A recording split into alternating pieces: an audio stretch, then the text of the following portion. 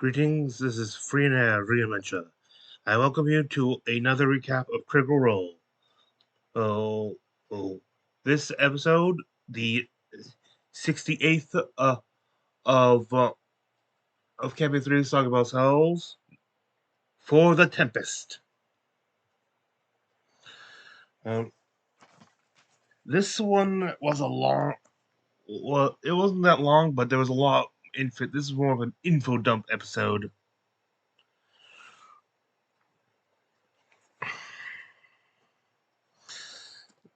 Okay.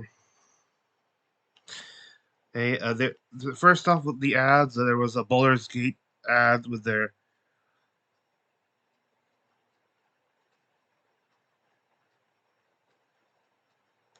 mention, and well, the first thing we notice when coming is that Liam appears to be in a bear costume, and this is for the Baldur's Gate ad, which apparently there was a lost clip of Druid getting freaky during intercourse using their wild shape, and this is and kind of shows a romantic interaction between a Druid and his significant other, who's a tiefling. Sam being the part of the tiefling and stuff, came off less as romance and more as a marriage spat. If you want to know more about it, just watch the thing. There's a link to the original video to the actual episode in the description, as always. Uh, Merch includes a Imogen Demon shirt, Dorian Storm reaction figure, uh,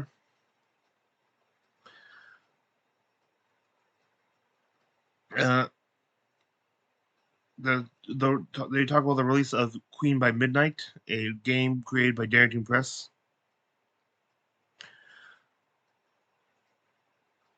And they're talking about the release of Myth Season 2 and the final episode of Chapter 1 of Candela Obscura and of the upcoming Chapter 2.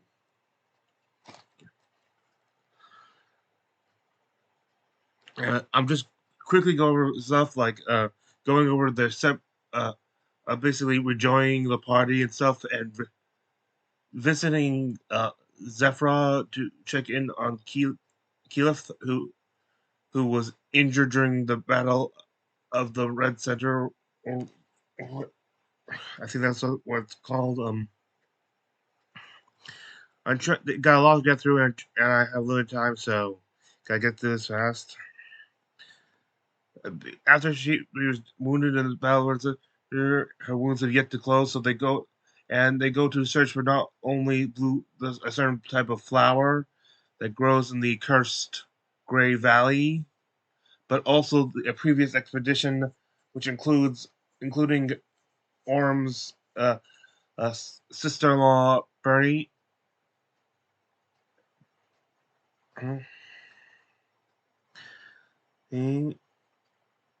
To heal those wounded by whatever affliction they have.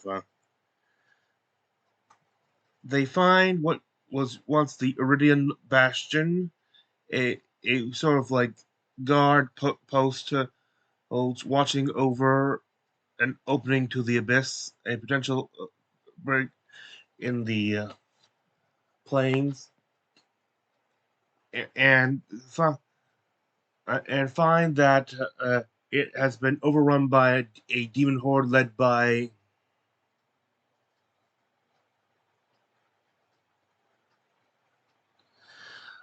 a Nalfrishne demon known as Extravas, the Gluttonous. And there they were joined in battle against demons with a devil paladin, and Tevan Kavash.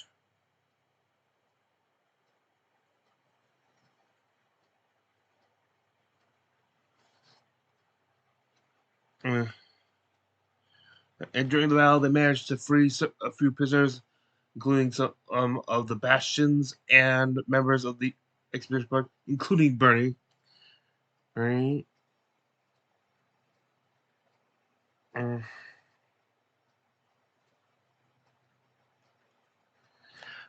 After witnessing her skills battle, the devil, impressed, offers her a deal to Fern, who he kind of assumed, made the assumption was the leader of the party. No, no, God, no. And made a slight pact that should she could get benefit should she start worshiping Asmodeus, his patron and deity.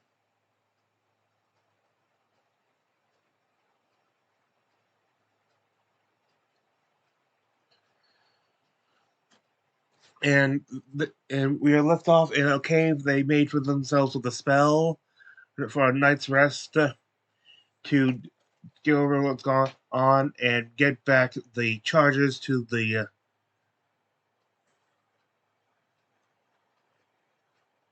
what was it called again? To their staff to teleport.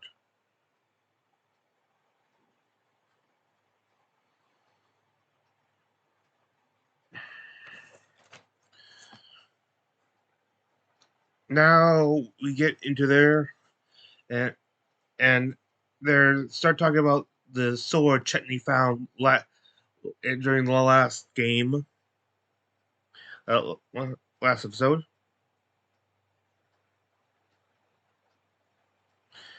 And as F.C.G tries to identify it, a voice comes into his head.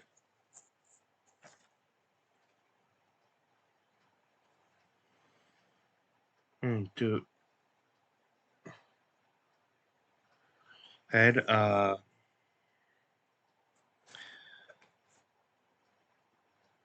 We find out that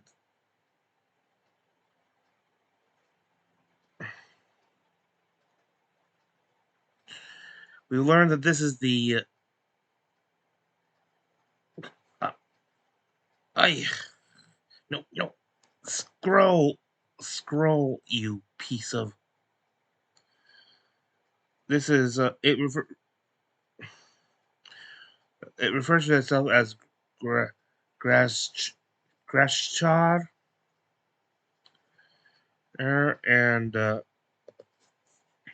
it also refers to us as the Luminary Blade.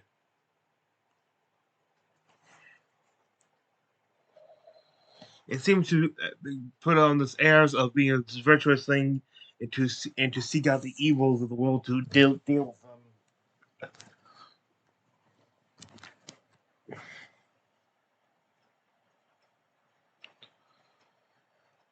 The sword claiming to have the spirit be uh, be the trapped spirit of a long ago king. Though he seems to have amnesia and stuff. And as they continue, there are a lot of clips this episode.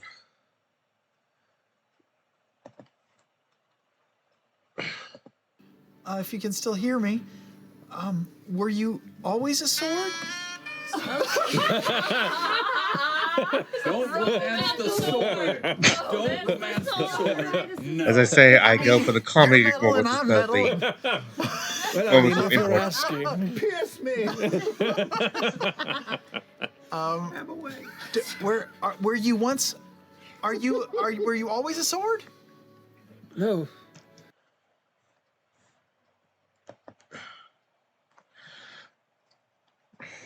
Yeah, that's when they get to the point of being a king.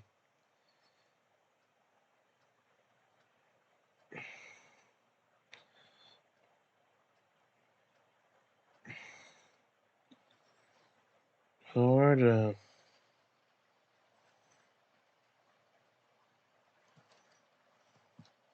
Also,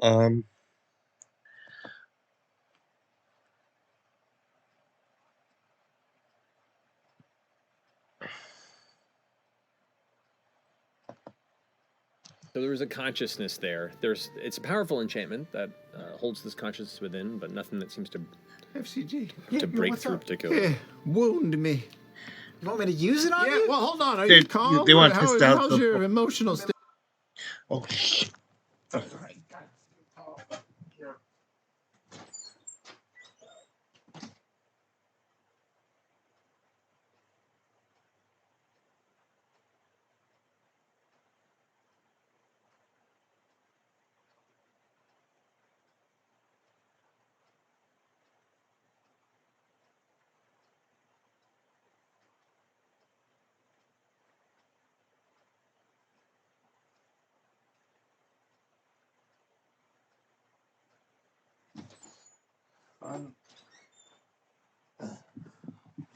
I cannot find anything that has. I guess you've been wondering if you've watched my video a while.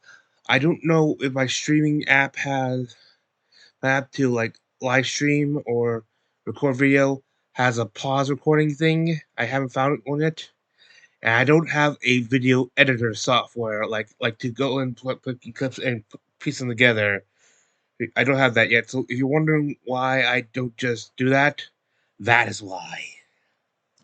You have to like attune to it. Huh? In order for it to really work. Yeah, letters you can normally attunement. Yes. Huh? It requires attunement. Fuck that. Let me have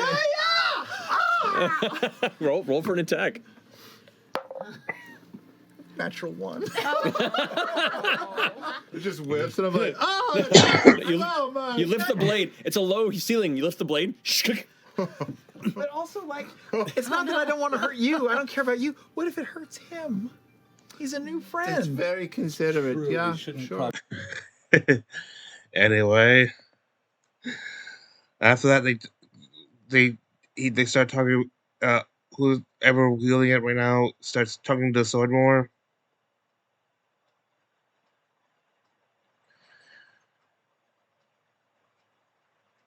Stuff. They determine he refers to very old, and he said, and they talk about how before he was sword, there was a lot of magic around and stuff. They think he might be referring to the Age of Arcanum. How there though, he also speaks of the Tal'Dorei councils. The council of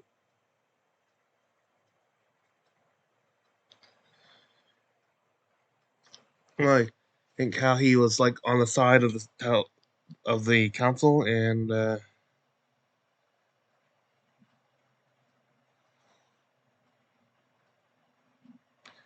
stuff.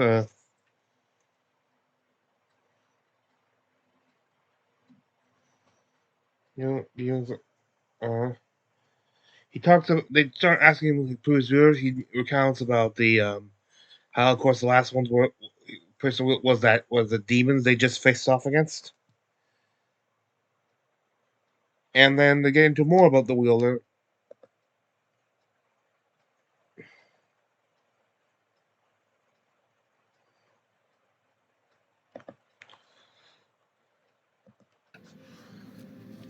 And I assume you're like a little cloudy on who was before, since it's probably been a while. I've passed through a few hands. I was once held by a just warrior within a great stronghold. But then Probably the taken. Bastion. They just Great warrior, stronghold. Previous to that, taken. I was once held by a keeper of beasts Keeper of and beasts brought through the before that. wilds of the land. Just They saw little interest in the things. cities and Oh my townships, God. and we did not see eye to eye No. until they were slain by the very beasts they sought to control, and I was left alone for some time. Beast idiot was eaten by animals as beast idiots often Before are. that, I was held by a family, passed down through 3 generations. So a family for 3 generations. I don't know if they all shared it, or if it was just like one group. They had dark aspirations They and were were left evil. broken All of them. and poor. And then they suffered. I was sold in an auction house once. It was... Okay, it's getting weird. There was an auction involved. There's one more thing I can try if you want to.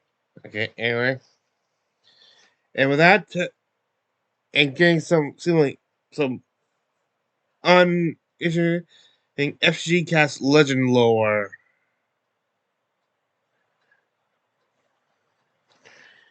And through it, and through legend lore, he receives a message. Though those who wield this blade carry behind it a powerful will that a powerful will. The radiance is a curtain. Behind it that which is burned away. The light is false. The blade doth corrode. The metal that of the prince's will.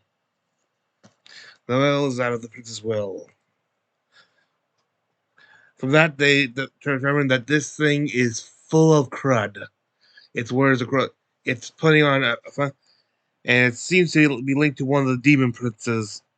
Like maybe it has fealty to it.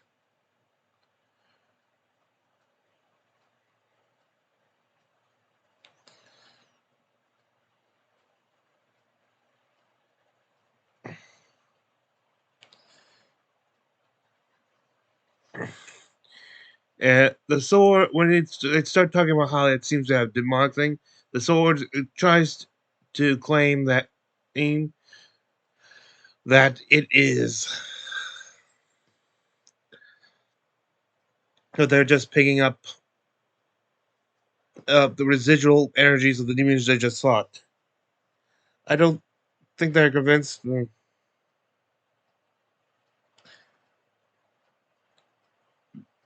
But they know that the sword is indeed powerful. So, actually, wait. He always says that the sword is powerful and stuff. He kind of pulls a Percy, like if you remember, like with Grog and Craven Edge, like not being properly worn. After seeing technical side, he does give a bit of a warning,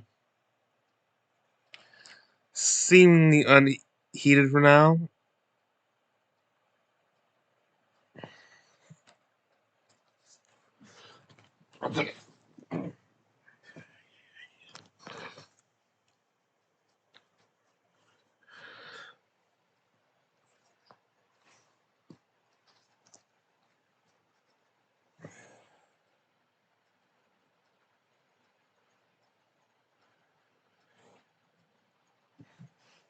They determine that this thing is just a wolf in sheep's clothing.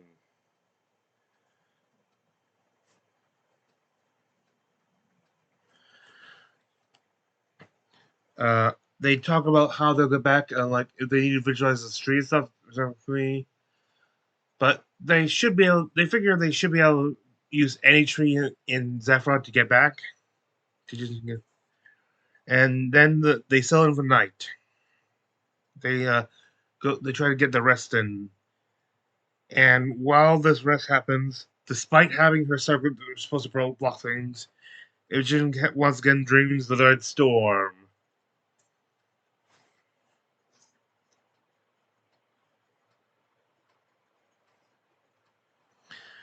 And she is floating above it this time, so seeing cities coming along. And then she notices that every entity she can see, so it stops. There are those Reloras, those red shade entities with they have pearl, and as one they stop and all turn to look at her. I actually go look up and I remember. Oh wait, they don't have the webcam on. Anyway, then she hears a voice behind, which through detect thoughts she learns is her mother's voice. It says, "Imogen, please run. I won't let it have you." Oh,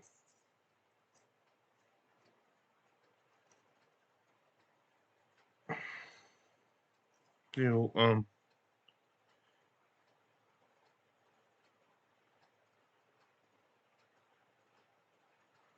oh, before that though, something interesting. Oh, wait, before she sees her mother, she does see vast wilderness and wild, like different whole ecosystems of animals and stuff. Though none like she's seen before. There is more than just the there's it gives the impression that there's more than just Lord Rudis. There is vast, like underneath the red storms, it's a world onto its own.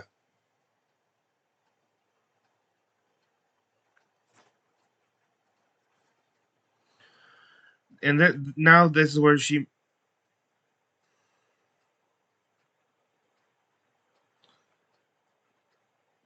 uh this is where she sees a an ethereal vision of Lil, Liliana, her mother.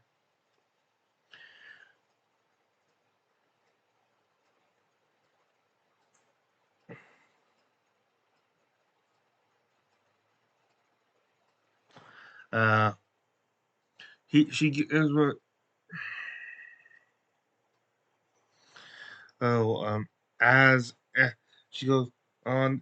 She asks if she's claims she still wants to protect Imogen, and Imogen at though Imogen did ask if she was the one who shunted them off, like at the like caused the teleportation during the battle of the Red Center. But Leon does not think that was her.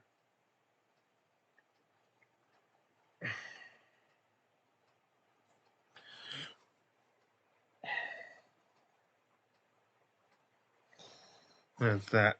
Um, she questions it if she really wishes to release Pedarthos. As but Amaron responds, "You deserve to be free,"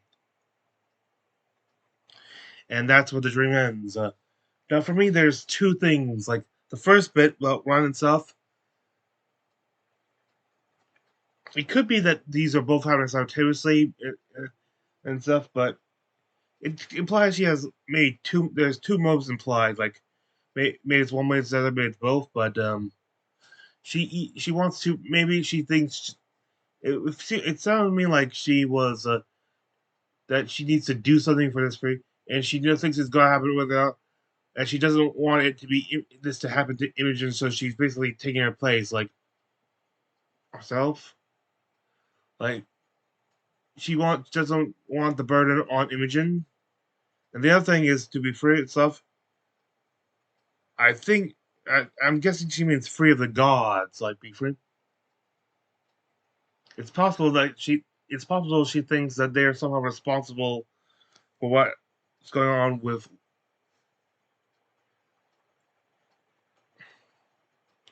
Imogen. I could just be seeing stuff that's not there though.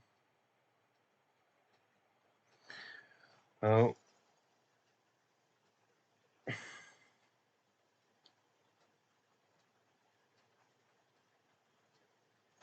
and then we go to F.C.G, who casts commune with the Changeburger, and asks her like three questions.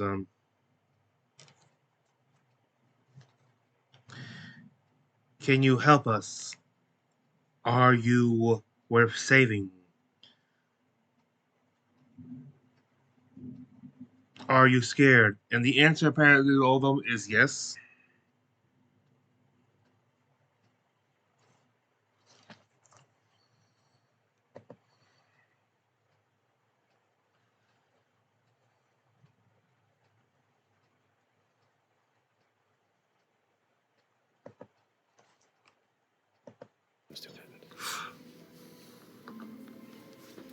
Just kind of look around the cave.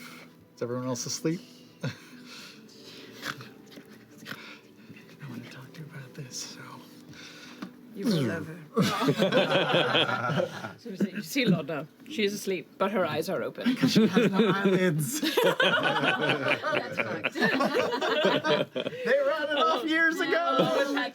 Whose eyes are also open. Kind of translucent, so you can always see them when they flicker. From the side. I like that better than no eyelids. Yeah. That's valid. No eyelids it is. No, you all complete a long rest. Yay! You wake up in what you assume is the morning, or at least a passage of 8 or more hours to where you've gotten a full rest.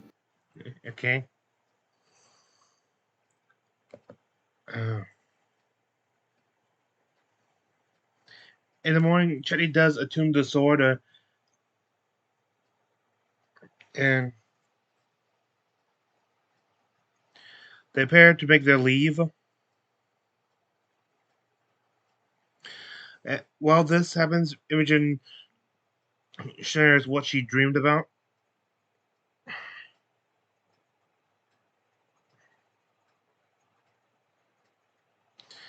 And because of the past betrayal, she's now convinced she wants to help the gods. So more of the more Bell's Hells, much of F.C.G's light is starting to become pro-god instead of just being anti-lewdness. But speaking of anti-lewdness,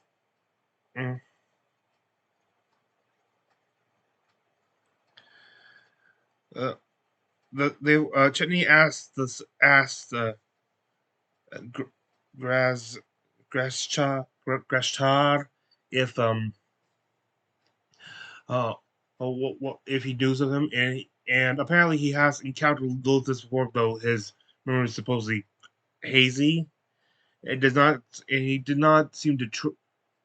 He did not. He remembers an impression of not being trustworthy. He also asked about Predathos, but the sword has never heard of it. It was before its time. Like knowledge of Predathos was locked away by the temples. I think in the era before the schism between the prime deities and the betrayer gods. So.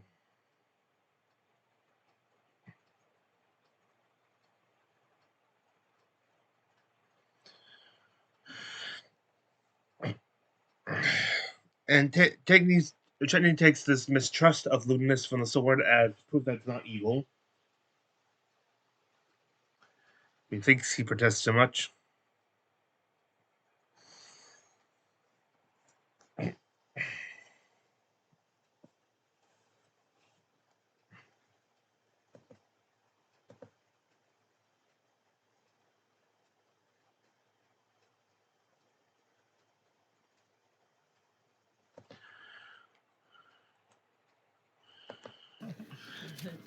Sword chat's cool. Sword chat. They start just calling it sword Do you chat. know anything about the matron of Ravens? Oh boy. Wow. I'm sorry, I'm not entirely certain how you managed to mispronounce something in your mind. What is it you're asking about? I wish I'd heard that. The matron of Ravens.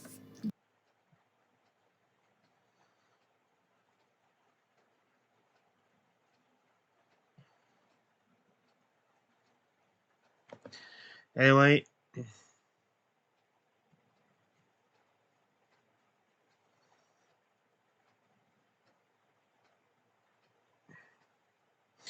They discuss on how to get back. The teleport spell has a limited occupancy, so some that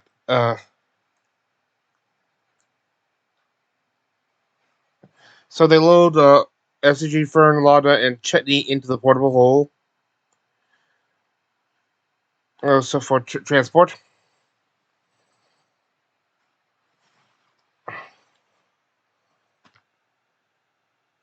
Oh crap.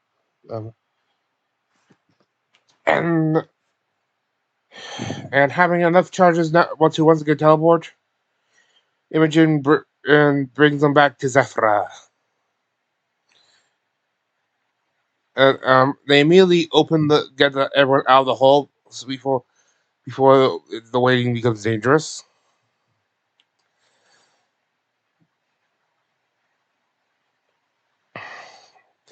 Then they and immediately head for Keela's home.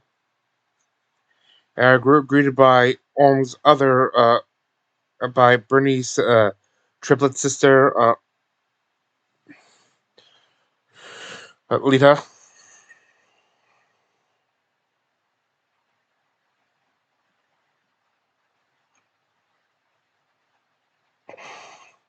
And many herbalists immediately come forward and start making the needed salve, including now Orm's mother-in-law. Keep a nice work. Hang on.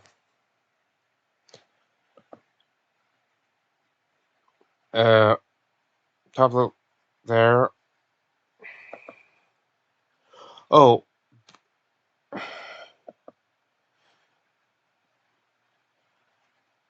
oh, they do hear reference to when the sword was about background about Xantadori, the and back sound, but anyway.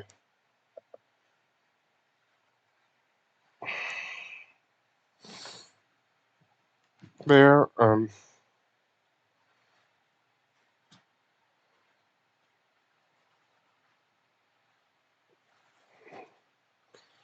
the salve, they start applying the salve to Keel's wounds, and when they use start using dry leaves to cast the healing magic, you can see it start actually taking effect. There's a immediate effect. There's a relief on Keela's face.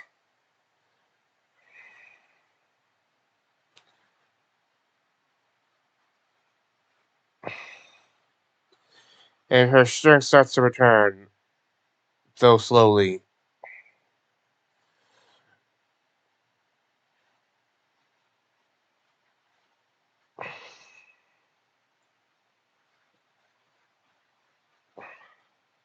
Uh,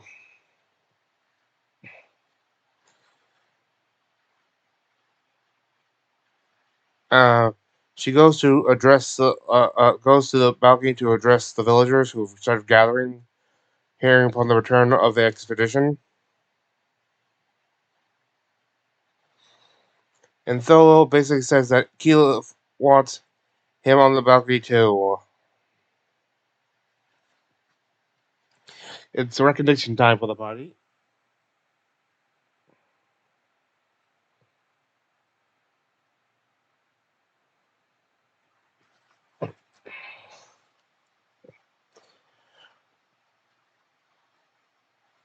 And she thanks them and the Tempest Blades for that. And Orm gives a brief speech to the crowd. Hearts and mind. Hang on.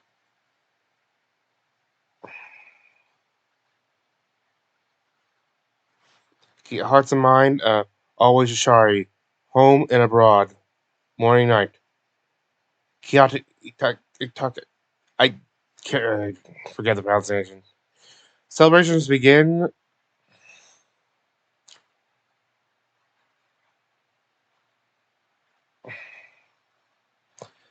And Keyleth invites them back in. She's sing.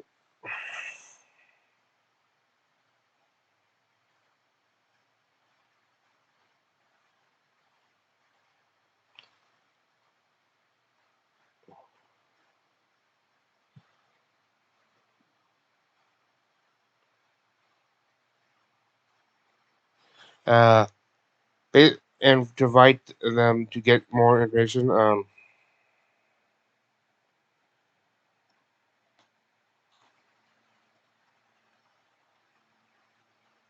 So, while they're back in her chamber, she's still very heavily she's now started to heal, but she's still very drained from the experience. we enter break. There's a new trailer for Baldur's Gate 3.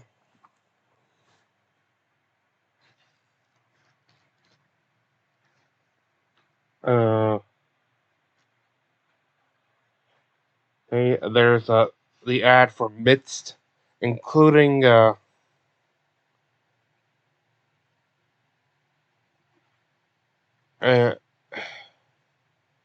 like season 2 stuff, and also a sort of recap of season 1 or quickly, or like at least the questions they still have. There's a trailer for Kindle Obscura's chapters 1 and 2, like the completed one, chapter 1, and the upcoming chapter 2.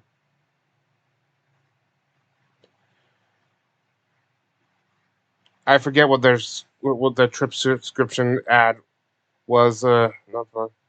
Anyway.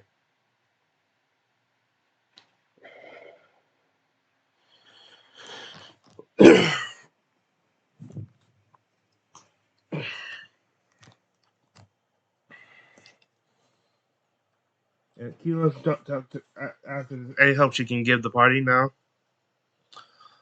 She has sensed the ships of the weave across Xandria. Knows about Rudis being tethered.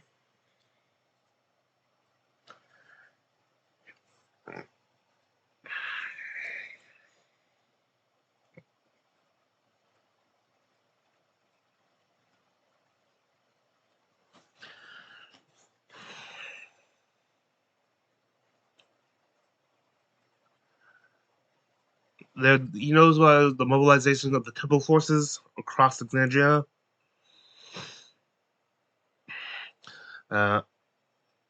Team Silva does not tell him about their own experience with it, because they mentioned how a lot of tunnels are coming on attack and some have even fallen, and Team Silva does not mention they were included in one of those attacks.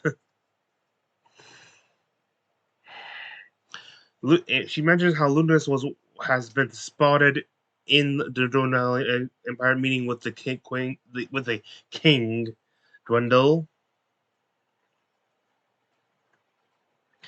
who's been more bedridden and seclusive ever since the events of Campaign 2.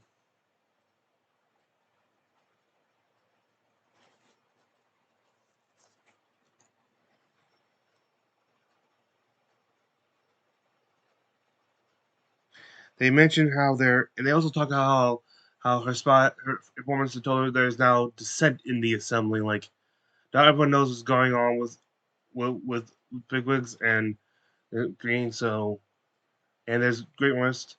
It sounds like the entire empire, including the Separate Assembly, could soon erupt into a civil war of sorts, or at very least erupt into chaos.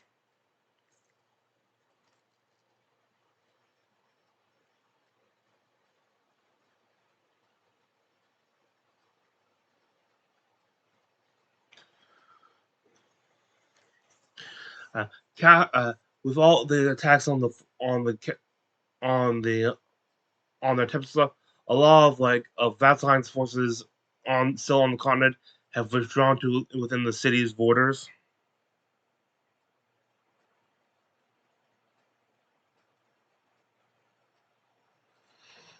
It mentioned how there are many who try to take advantage of the current climate of the world and to further their own goals and stuff. And then Orm starts to share talk about his experience and his vision within the temple of the the matron of ravens. And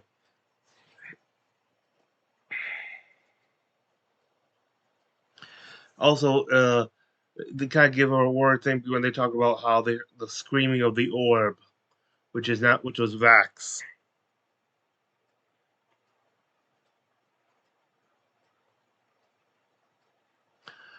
They talk about.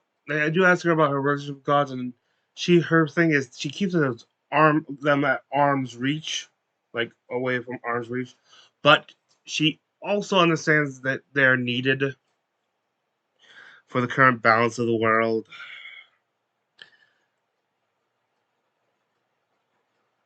And Ashton brings up that they sort of now have a pact with a champion of Asmodeus,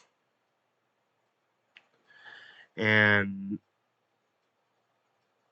which and being shocked at this, Keyleth warns them that don't become too trusting, even if they do have a common goal for now.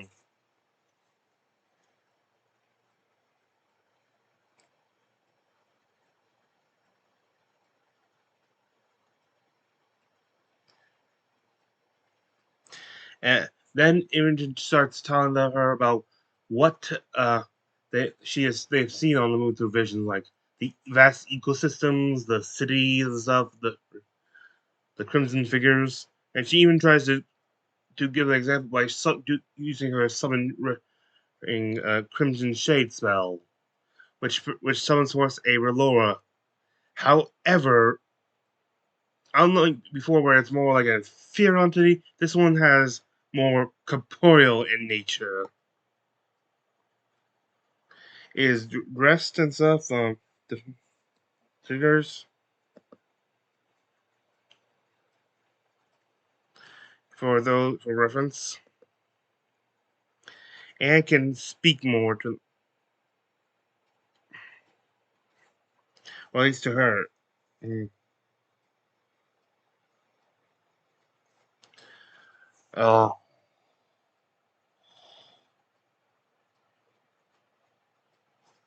basically, and they ask what do you want here is a, and the rare response, I'm here to serve you until the binding is done.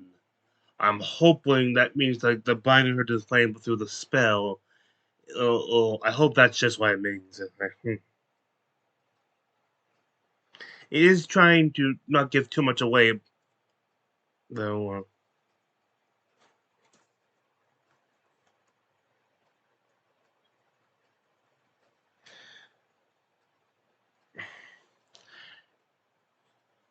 And it knows, and it while it does denote it is much different from them.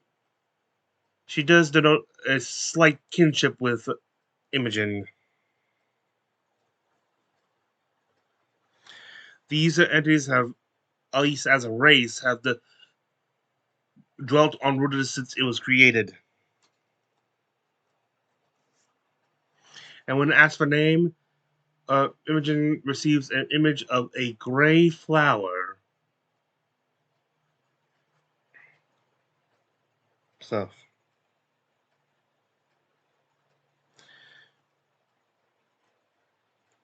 uh,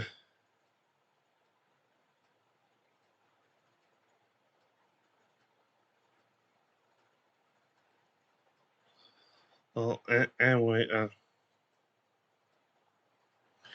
I tried to ask him more about recent events, and they see images of the verdant lands filled with joy. It says, "We know your dreams." There is an implication that could say that the new ecosystem, some of the ecosystem stuff, may just be recent as to the events of the solstice. Though it could still be just they were always there, just hidden underneath the red clouds, the red storm. And then when they ask what it's about, then they ask it about Prodathos. And it replies, Prodathos is the progenitor, the heart of their world, and it stirs.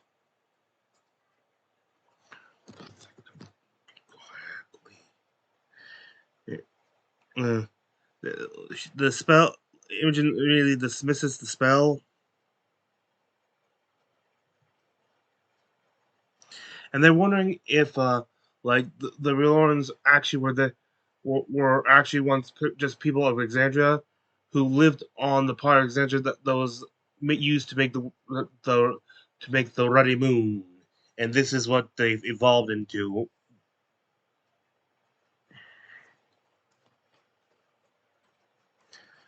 We also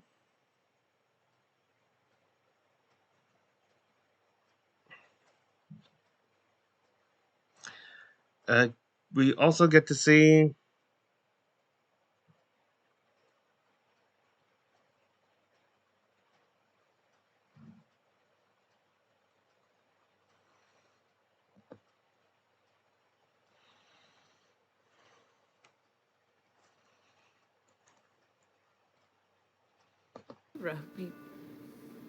Those druids we were telling you about, they still... Okay, wait. Maybe not that far.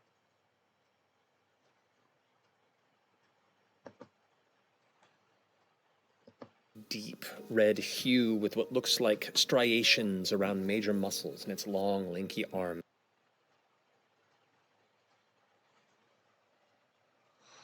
Okay, one last try.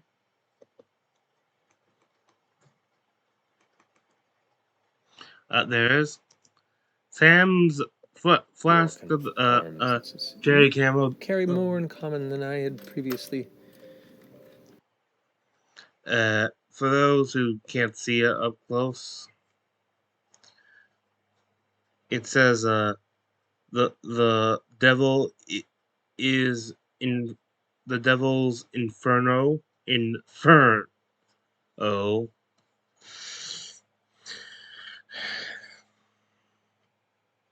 There. Hmm?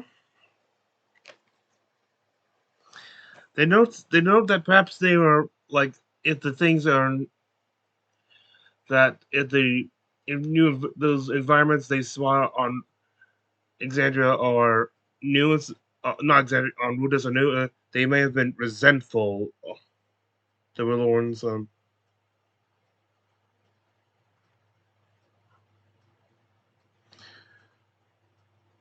Okay.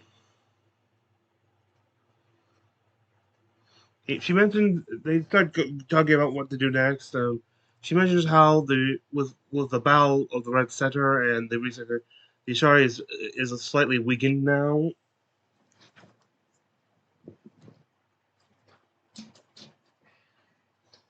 So it might and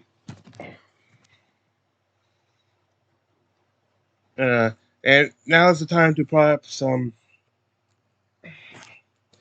start seeking old allies to help bring up and aid them.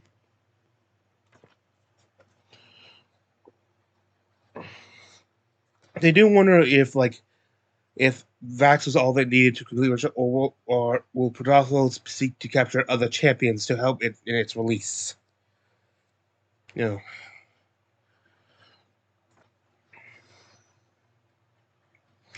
Then they mentioned to so they start talking to O'Keefe about Ashton's backstory about him being born into the Hishari.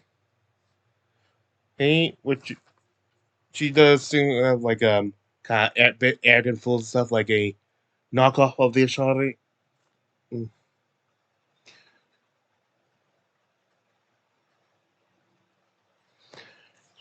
She starts to give to use her powers to sense it Ashton. She sees and she senses a power she's not familiar with.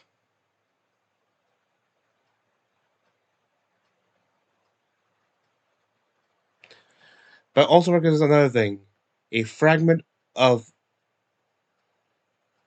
primordial elemental capacity.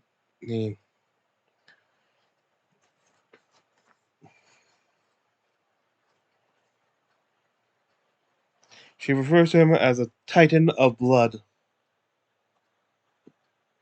Stuff with is and they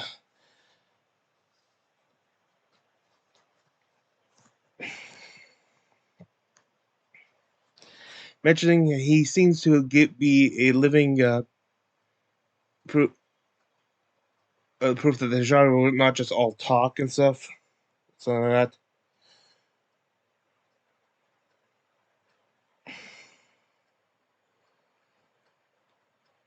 Ashton shows them a symbol on his a sort of symbol on his back, an Alga symbol, which somewhat resembles that of the Ashari. Mm-hmm. Which was okay. This, okay. It's the symbol of the Hishari, and she then talks about the leader of the Hishari, Efterin, claimed to have gathered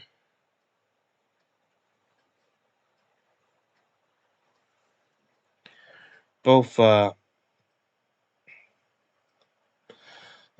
blessing of Evon Travir.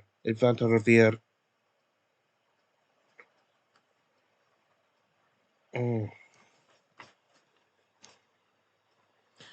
They do mention she does give a little reference saying she has encountered one of her friends had an item uh, that contained a shard of a titan or something like that, which she requests from Grog and his vestige, the titan stone knuckles.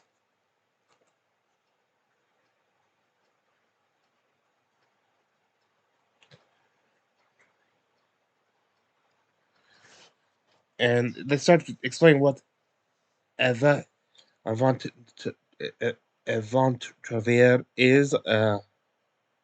It's called known as the Great Tree of Apatry.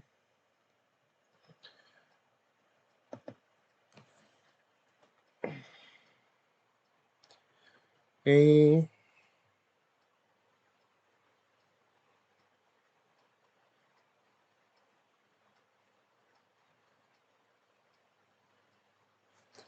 Stuff here. Then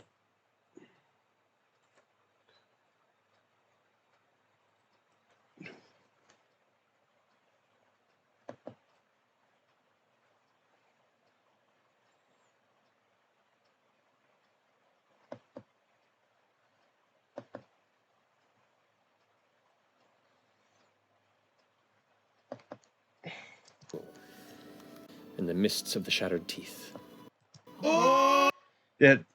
this is where it was Over the cycle of renewal.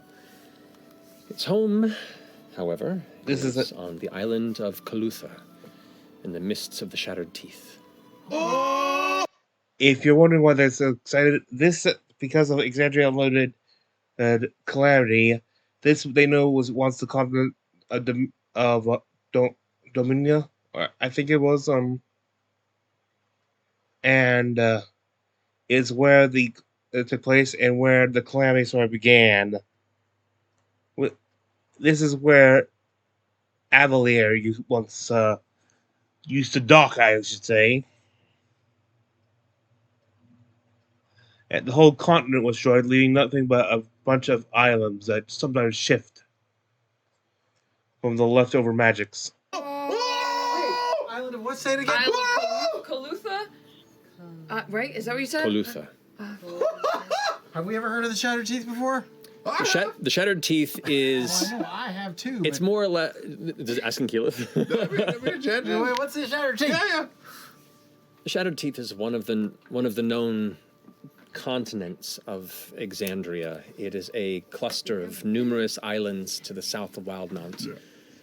That is largely shrouded in mists and dubious to travel to outside of magical means, and challenged by competing factions and peoples within. It's kind of its own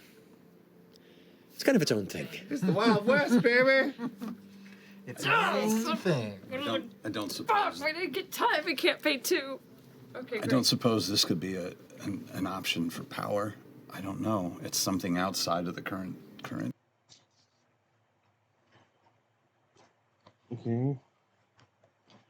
Then a little later,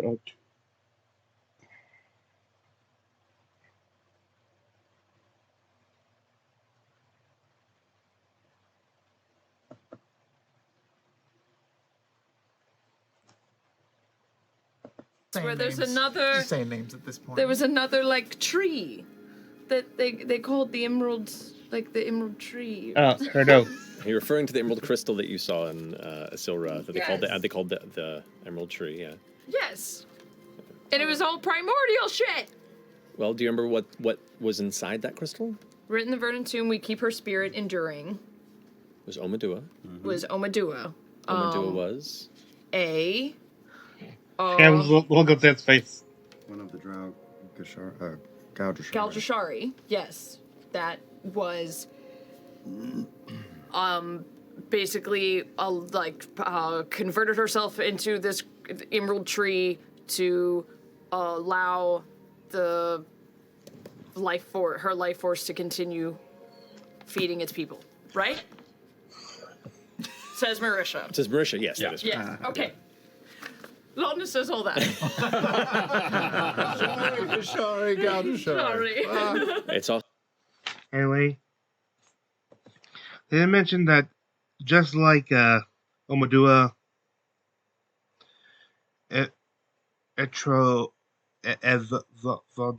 Travere was also a druid of the Gaudrashari.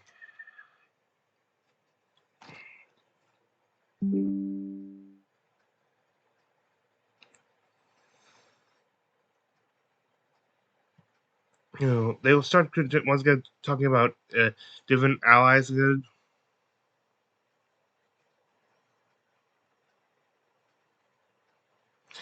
This discuss maybe tapping into the elemental powers and stuff, like especially that of the primordial titans, or from the the combined power of the primordial titans and that of the gods that trapped Rudis to begin with.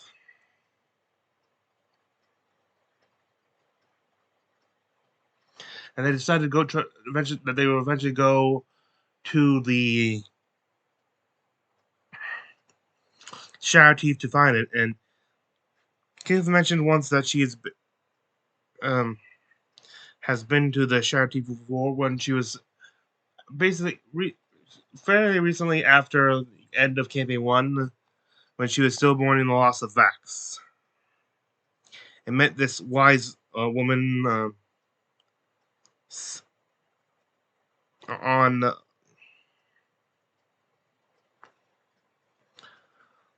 the island of Slaval. This person named Jira, who was a sort of very wise person, sort of worked as acted as a therapist who helped her deal with the pain.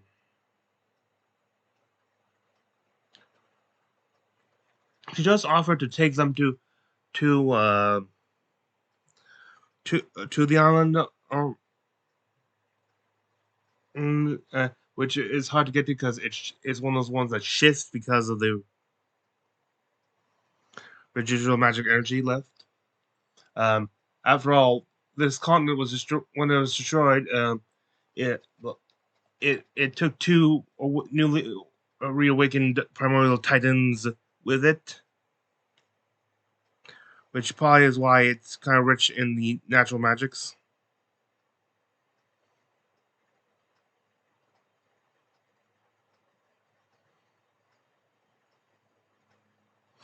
Then they show Keyleth Ludinus's harness, which she confirms, examining it, confirms that Polly draws the energy, the natural,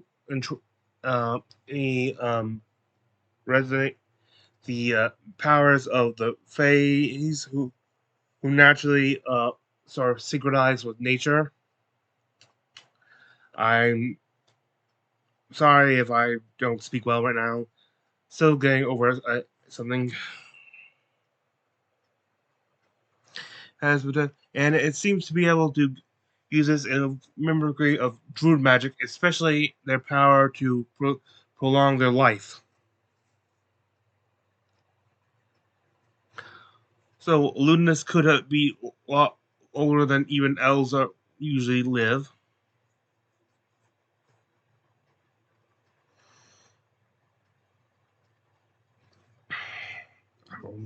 You're almost done. Get through this.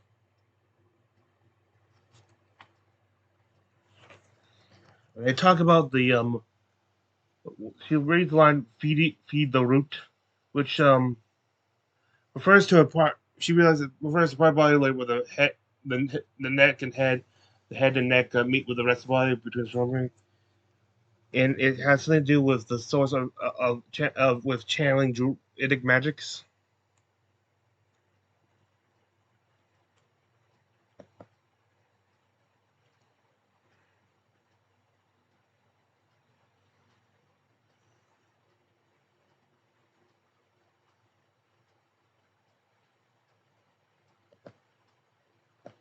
So we cut off his head. Wait, what? I'm just saying how we defeat him. No, but there might be something to that.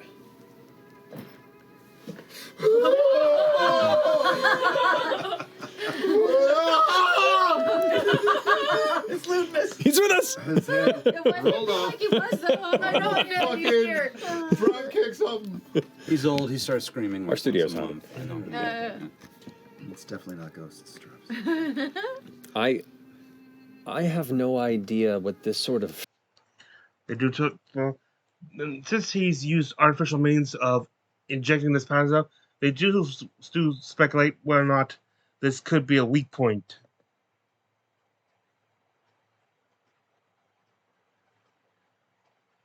And they suggest they repair this harness, try to find someone to repair this harness so they can learn more about the process.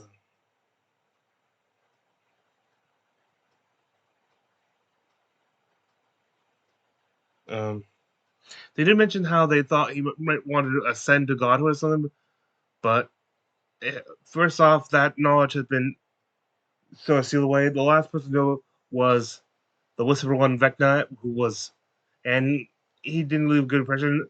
After immediately ascending, got kicked off Exandria by a group of mortals, even ones as powerful as Vox Machina and stuff. And the knowledge was pretty well guarded and stuff.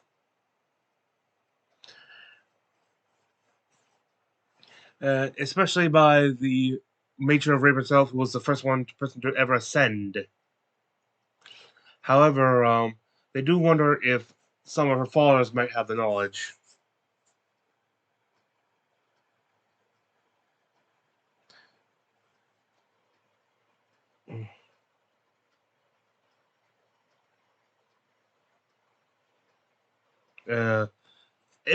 It should be noted that when they mentioned the Whispered One, a chill went down Lana's spine. Keep in mind, she may have recently awakened her patron, Delilah Briarwood, a servant and worshipper of Vecna.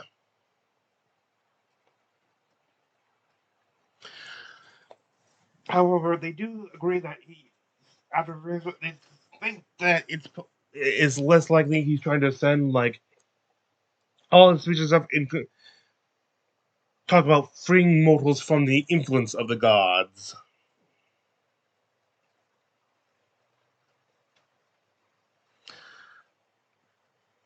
And then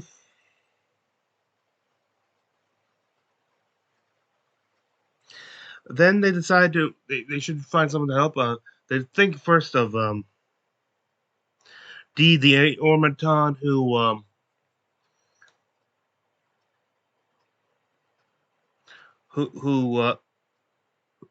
found F.C.G and gave him and sold him to Dancer.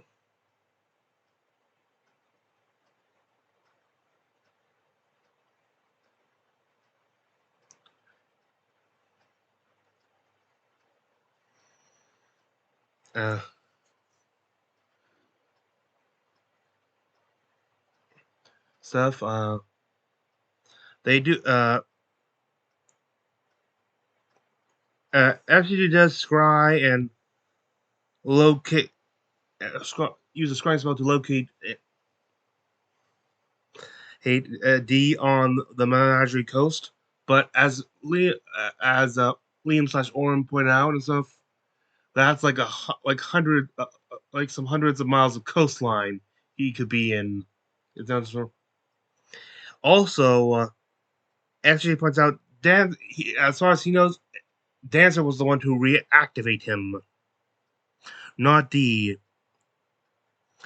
Their scries, well, Dancer does show her in like a in room and stuff, but don't have any details to really narrow down where she is.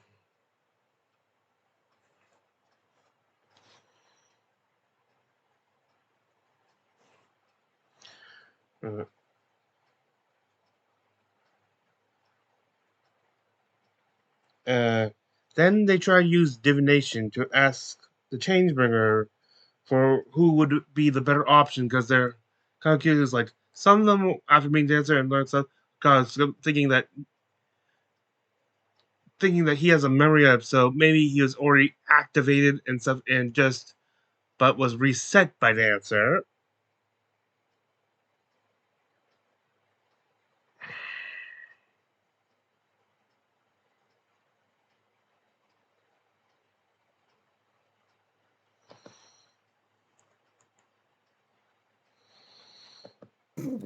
But the wind seems to almost carry the faint elements of a voice. This is a long one. To your mind.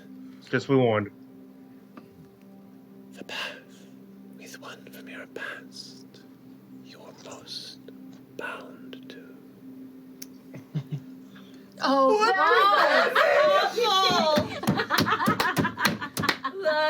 The path. The path from one from my past, I am most bound to. That's D. That's D. That's Is D. it or is it Dancer? No, it's D. We should.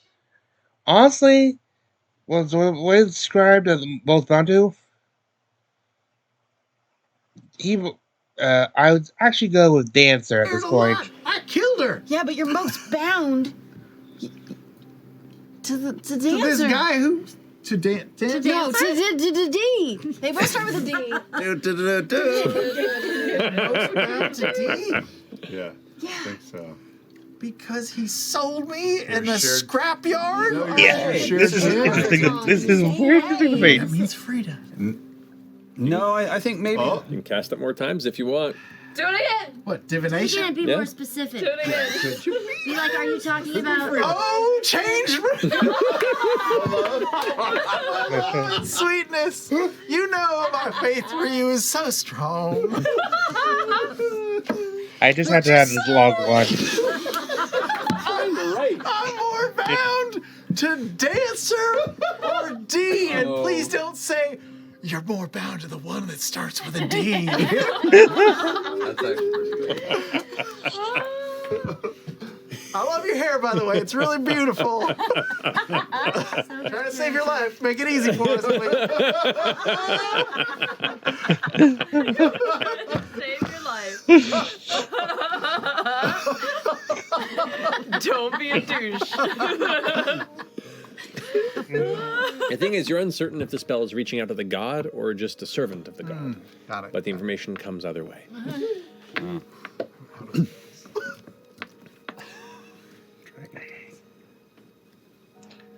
The path to the mind. Oh no.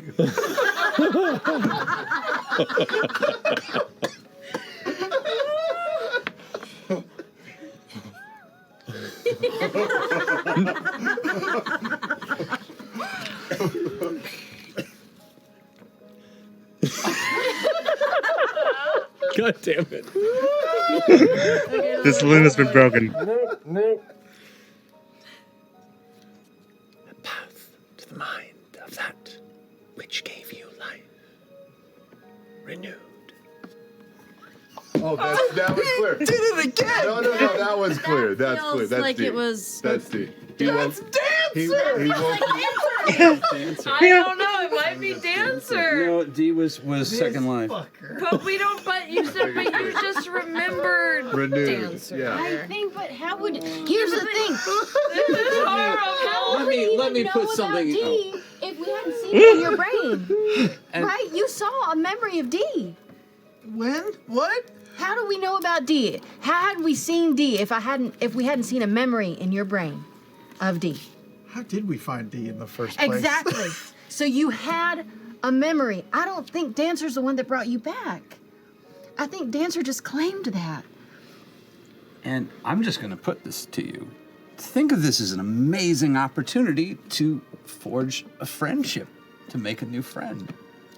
I like new friends. You do. And this is someone you have stuff in common with. This is hard because it could apply to both. It really, really. And this is someone you haven't tried to kill yet. The Changebringer. Maybe I should ask one more time.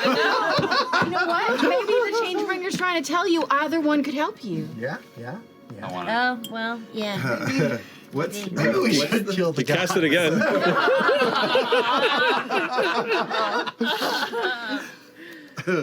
Cast it again. What's gonna hurt? No, we just do it. Yeah, I guess. Hey, is it Dancer? Hold decorum out the window. Just fucking tell me, is it Dancer? Forget about D. Just is it Dancer?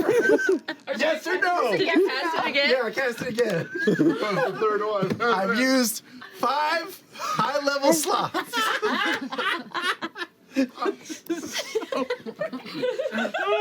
I hope we get into a fight later. Ask again later. And so...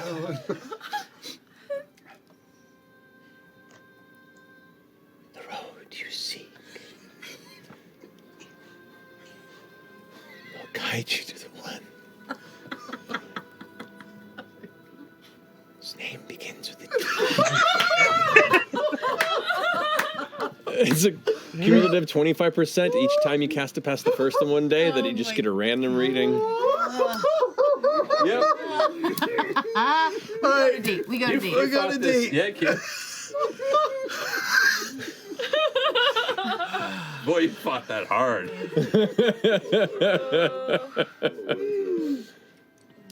What are you feeling? Just, I'm shutting down. I'm going. I'm in my sleep cycle. No. Somebody carry me. You No, guys wake choose. up, wake up. It's up to you, F.C.G. Why don't you flip a coin? Why don't you flip the Changebringer coins? You know, one side is Defexious, one side One is side is coming with us, Dancer. one side isn't. Just go. Yeah. You guys seem to want to go to D, and I love you guys, so let's go there. Well, then that's finally settled.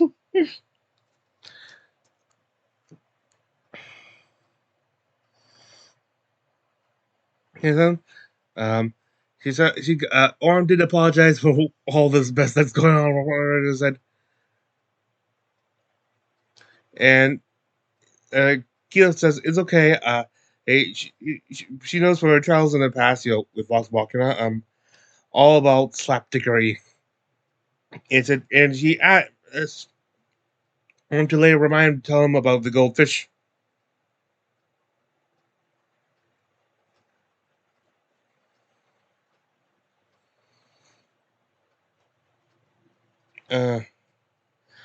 Okay. Anyway, they get ready to prepare. They determine that in the morning once they recharge, they'll head off. Till then, they'll enjoy the celebrations. Mm-hmm.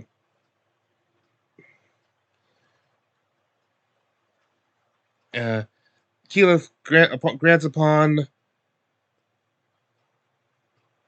the Orm the title Savior Blade of the Tempest, like a title or epithet or something like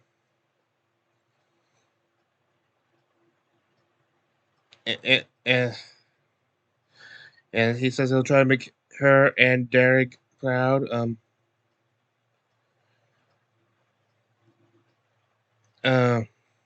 Imogen gives the staff of Dark Odyssey to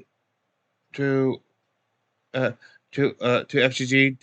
so that they can cast it, because wherever they go next, it's probably going to be him who has to find it. And then they go out to the celebrations, and with that, the episode ends.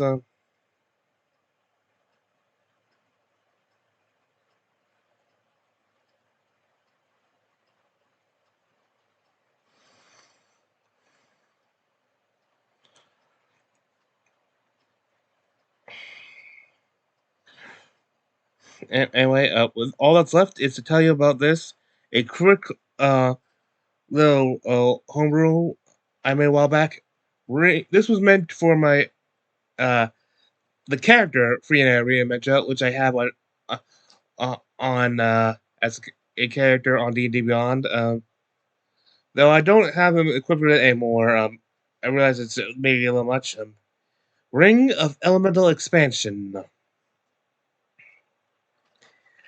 A crystal ring encircled with an embedded entwined dragon with an embedded entwined dragon's pattern, whose design and color constantly yet slowly shift. While wearing this ring, anytime you choose a type of elemental damage, basically anything that's not bludgeoning, slashing, or piercing, as part of a spell, item feature, or class feature. Basically, if you can choose the type of damage of elemental, you may add to the list of choices Force, Radiant, Psychic, Thunder, or Necrotic. Basically, you have all those available too. I wish I meant this for the Drake Companion feature instead, because it only does like the classic 5 elements of chromatic and metallic dragons. I wanted some of the, but anyway, to work for other spells too and stuff. Does not require attunement stuff. And pretty soon I'm going to have to start just. I'm starting to run out of homebrews, honestly. I want to do class ideas for classes and stuff. Problem is, those take a long time to make and flush out. Like subclass. But anyway, that's it. I thank you for joining me. This is Free Night Reinvention, and I wish thee good fortune, the quest of life.